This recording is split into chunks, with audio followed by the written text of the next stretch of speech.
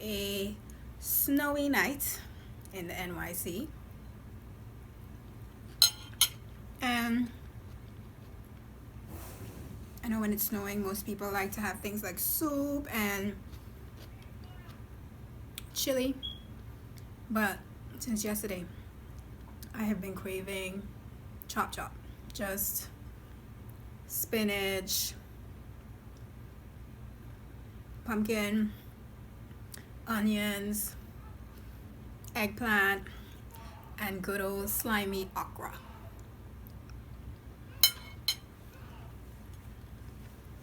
With some Johnny cakes. Or I call these ragtime Johnny cakes, because when I do these Johnny cakes, I don't really care about the shape. It's just a quick thing. They can be flat, they can be round, whatever. And that's just what I felt like. I felt like something slimy. And it's also good. So I was thinking we could talk about something that I find to be a very interesting topic. And that is,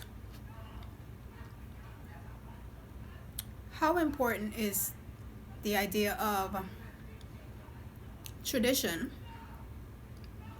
versus creativity in the kitchen?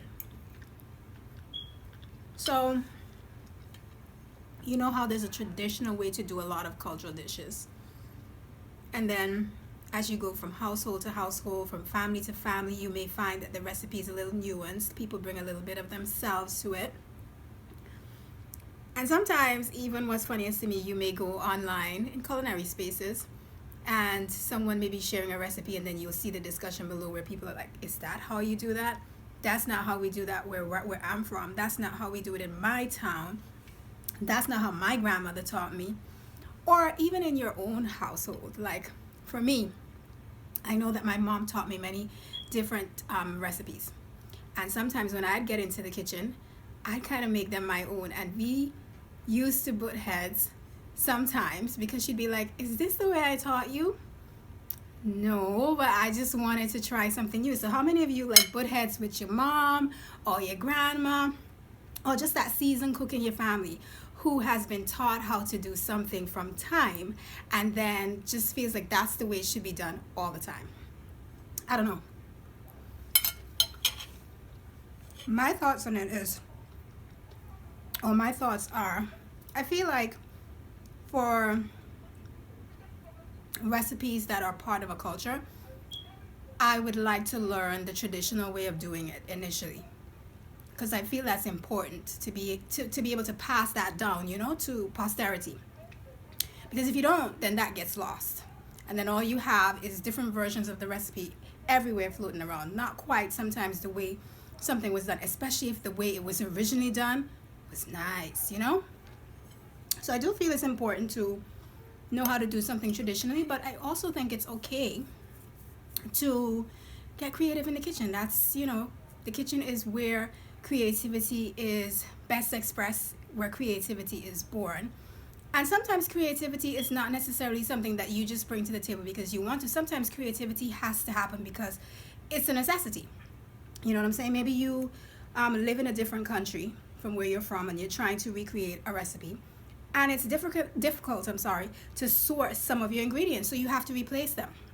Is that still technically a traditional version of that recipe? Many would argue no. So I guess I'm just wondering how people feel about that. You know, I do feel that it's an important thing to know how to do something the original way, but it's also important to feel free to be able to play around with something and bring a little bit of yourself to it, you know. And if you're teaching that recipe, you teach the traditional, and you can also say, well, okay, this is the traditional way I was taught to do it. This is the way I kind of like to do it. and you're free to play around and create your own thing. So usually chop chop is like a mix of eggplant, pumpkin, can have spinach, and it's served with bacalao or sawfish and dumplings, fritters, whatever you feel like having it with.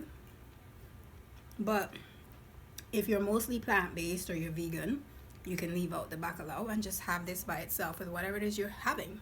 And it's, unless you don't like okra and slime, it's delicious. So this is just a quick video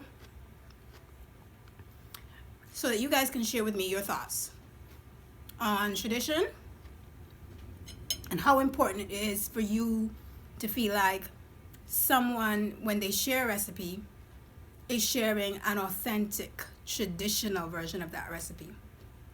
Are you one of those people that gets up in the comments and it's like, that's not the way it's done? Say you're making so and so inspired, but that's not really how that's made. I always love witnessing those arguments in comment sections below recipes and stuff like that. I just find it interesting. But share your comments, share your thoughts, and I'll see you next time. This is just a quick video. It's really coming down outside. Like I went outside for a bit. There's already at least 3 inches of snow down.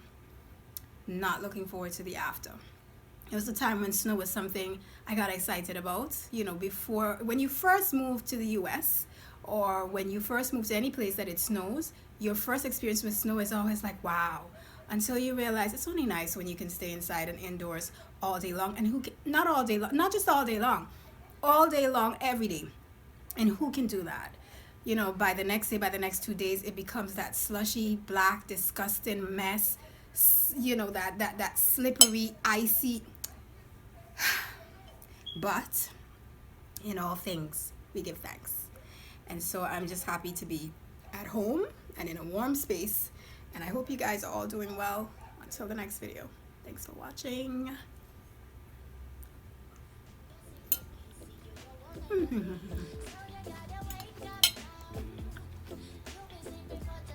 doesn't like okra? Okra. How do you say it? Okra or okra? Like, why?